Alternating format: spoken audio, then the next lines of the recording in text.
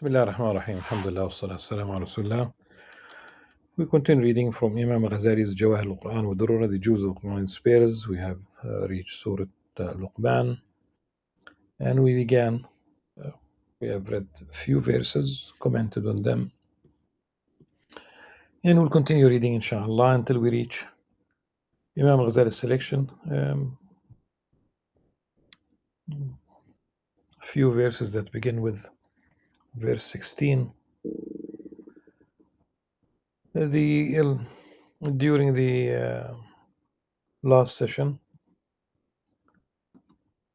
one of the major themes that we spoke about was the notion of lahu al-hadith, the theatrics, which would include definitely all these things that distract from our role as Muslims. In fact, this is really this is supposed to be the role of all humanity. Inni ja'alun fil ardi khalifa, when Allah subhanahu wa ta'ala informed the angels that He was going to create a vicegerent on earth. Khalifa here is not the political office that emerged after the death of the Prophet sallallahu alaihi wasallam. Though politics in a positive sense would be included, not all politics, of course. We said that the pagan Arabs used singing, dancing, chanting to distract people's attention from listening to the recitation of the Qur'an. And we said that today theatrics, you talk about the movie industry, it could be Disney, you talk about the mass media, the entertainment, of course. And we said that violence and sexuality are predominant in all of these, even in games.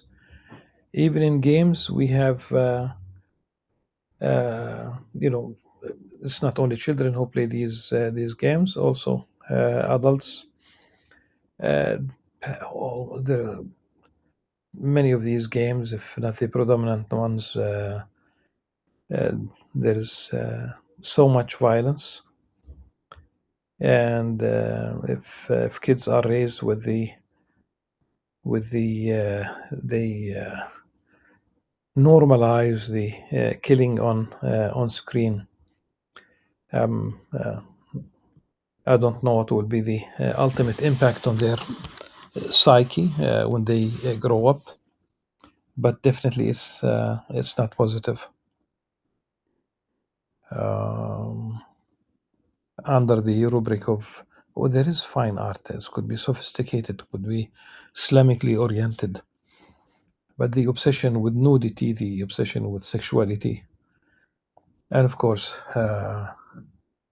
needless to say that the porn industry must be also playing a role in all of this.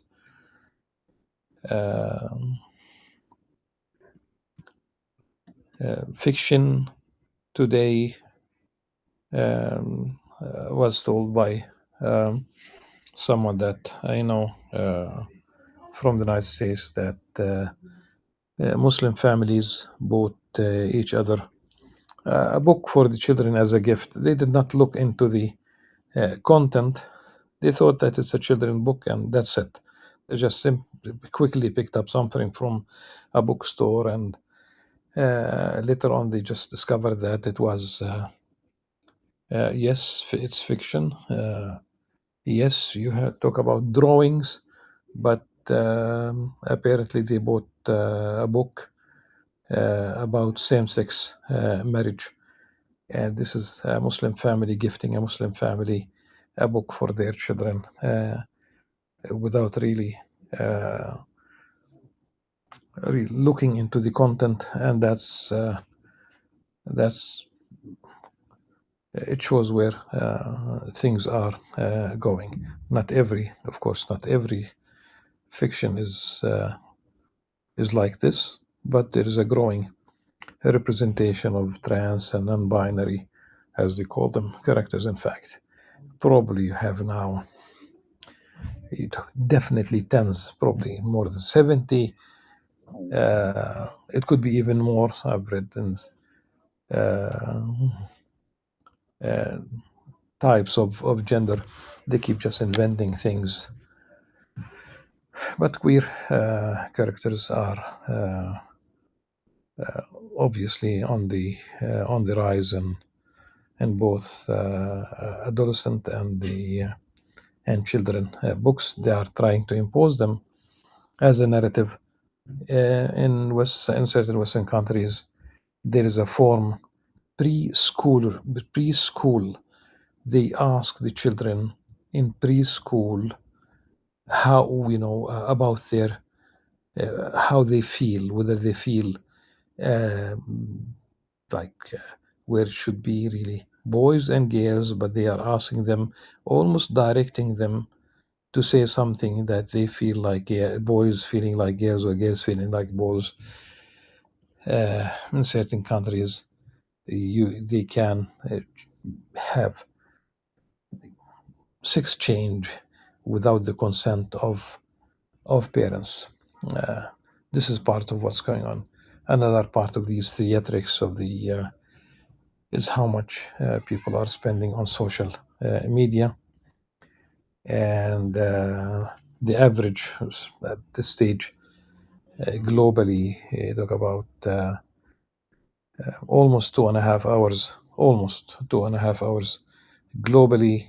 But if you break it down, you'll find that certain countries are doing much more than this. So global average 2 hours 21 minutes, but in Brazil, for example, it is almost 4 hours. If you talk about age group, or if you talk about students, university students might be spending about 7 hours on social media. All of these are distractions. All of these are distractions, and they are simply part of these theatrics.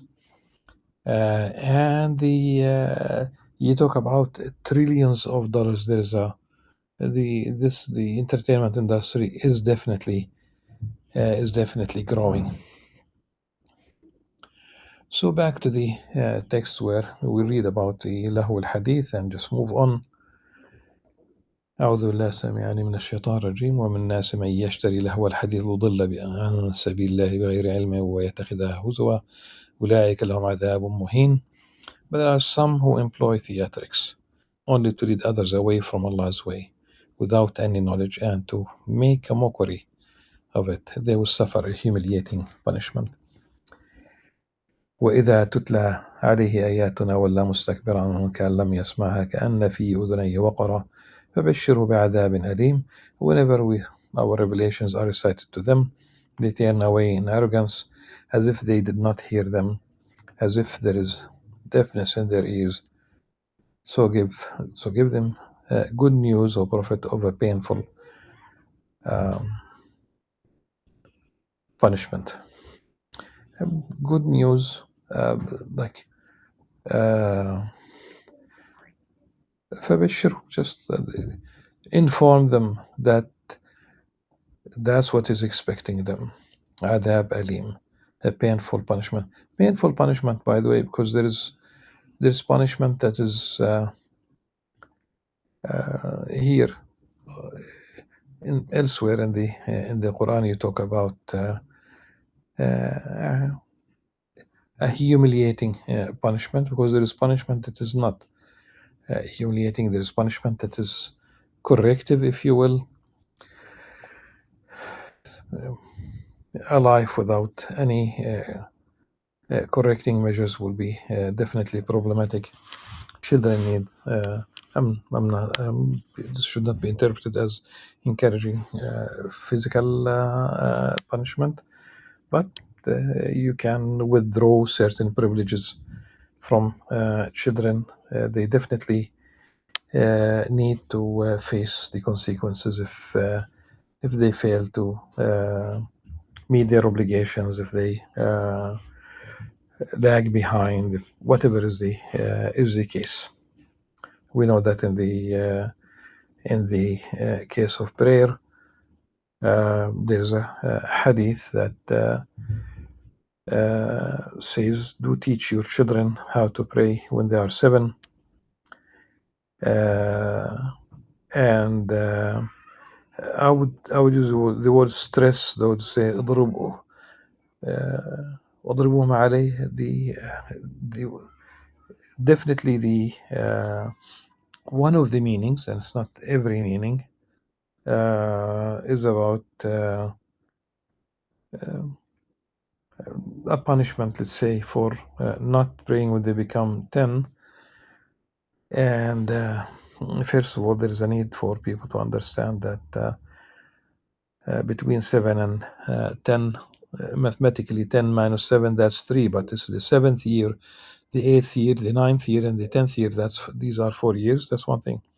A household that prays regularly and where prayer uh,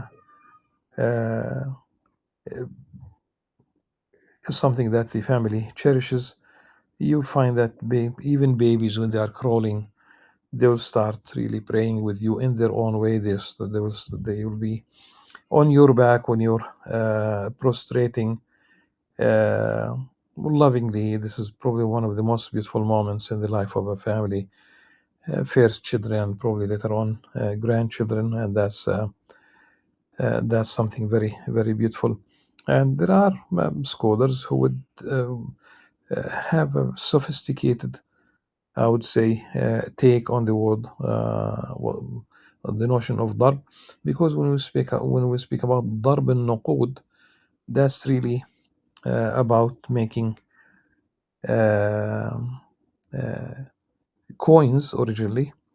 You don't hit the coin; you just simply shape the coin, and it's always with strength in a positive way. Then we spoke about those who believe and they do good, عملوا الصلاة. They will be blessed. They will have the gardens of bliss, جنات النعيم. الذين آمنوا وعملوا الصالحات لهم جنات النعيم. Surely those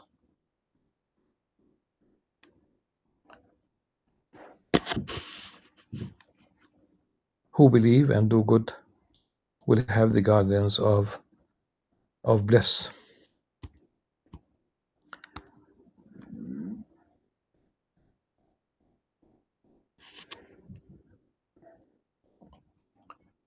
They do good deeds. They do good. وعملوا الصالحات. And that's really whether it's basically fulfilling their religious obligations, tending to the needs of the community, doing their part really, always plan about contributing to the society. It's acquisition, all by leave of Allah subhanahu wa ta'ala. Work hard, acquire, and spend, um, give away, do charitable work. And not all good deeds are related to money. Kindness, which is stressed very much in the Sunnah of the Prophet sallallahu alaihi wasallam. And really, this story of Luqman, we will once, inshallah, we reach his advice to his son. It's universal. Inshallah, we'll get there almost in no time. So they will have the gardens of bliss. خالدين فيها وعد الله حقا وهو العزيز الحكيم. Staying there forever. خلود. Allah's promise is true, and He is the Almighty, all-wise. خالدين فيها وعد الله حقا وهو العزيز الحكيم. We spoke about Al-Hakim. This is a book of the wise book of rich in wisdom, because it comes from Al-Hakim, from Allah subhanahu wa ta'ala, the all-wise. And whatever time you spend on earth in this life, it is practically nothing compared to eternity. When you stay in paradise forever, and or God forbids, those who are destined for hellfire forever in punishment.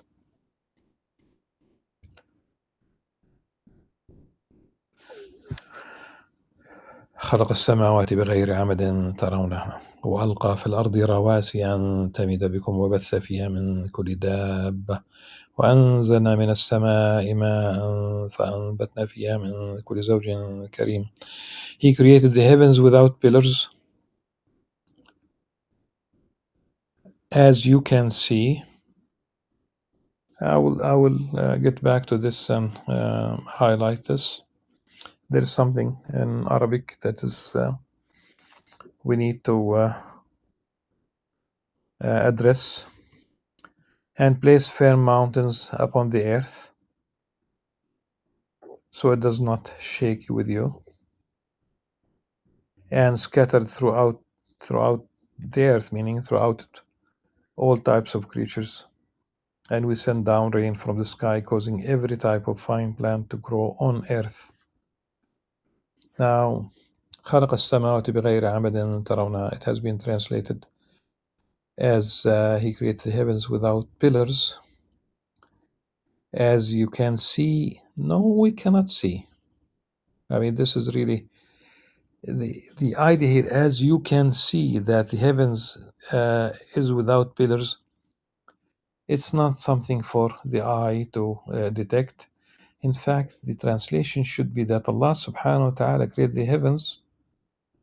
Okay.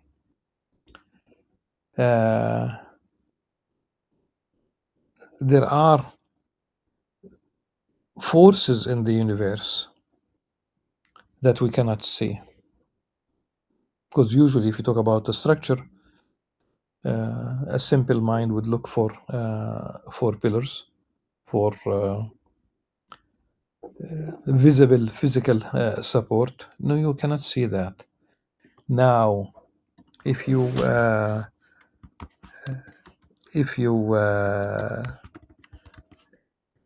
try to understand why these galaxies are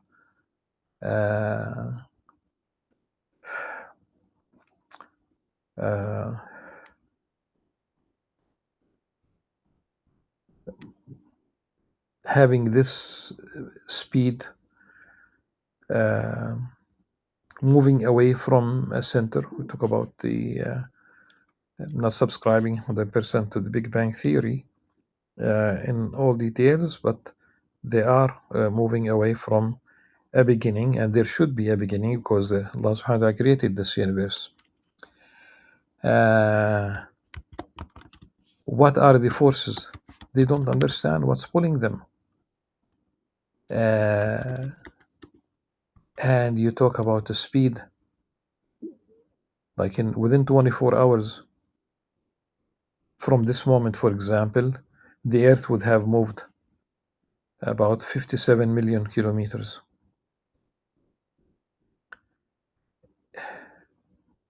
It's even unthinkable. Okay,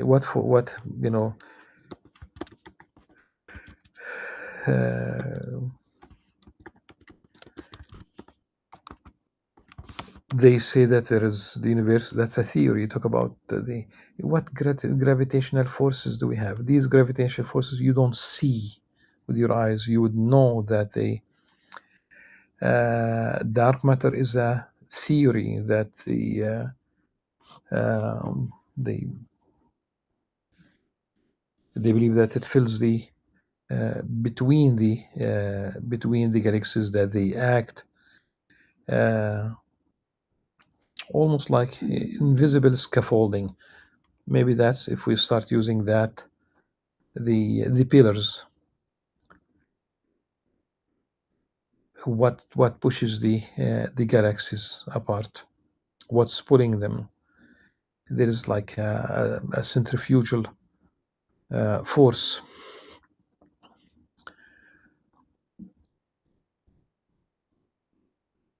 At any rate, there's I would say that definitely there are, uh, the dark matter is a hypothetical substance. Okay. uh, between dark matter and dark energy, it it counteracts gravity, causing the acceleration.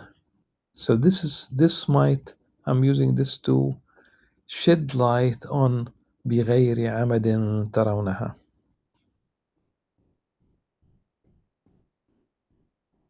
So he created the heavens without uh, perceived, without seen, detected pillars, scaffoldings, structure. Of course not. And the role of the mountains on earth, different أوتادا, um, like pigs, like pigs that fix a tent to the ground. It's really to stabilize the tectonic plates, making the earth livable. Subhanallah. So between the universe, including the earth, the physics becoming bio, Allah subhanahu wa ta'ala created the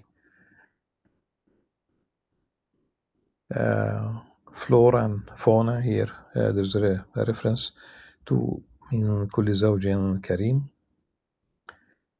The next verse, really, you have a challenge. هذا خلق الله.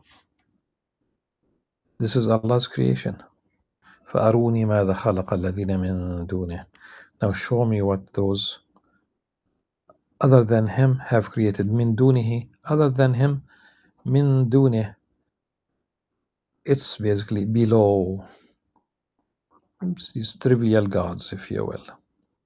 Of course, when we talk about gods, meaning man made, created in the minds or with the hands of people. You create a god out of stone, out of wood, out of iron, out of whatever material, and you'd worship this god. Did they create anything? No. Did they benefit you in any way?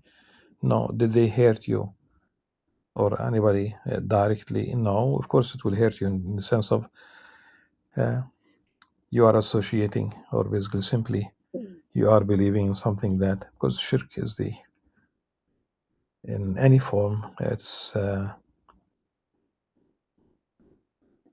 this is it's detrimental. It stops between you.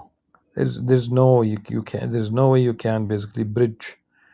You cannot basically believe in any material, um, something that you create. With the Arabs, the pagan Arabs, they worshipped gods made out of different materials, and they would say that their role was to bring them closer to God, Allah subhanahu wa ta'ala. So this is the creation that Allah subhanahu wa ta'ala created. Now show me what those other than him, below him, have created. In fact, the wrongdoers are clearly astray. بل الظالمون في ضلال مبين.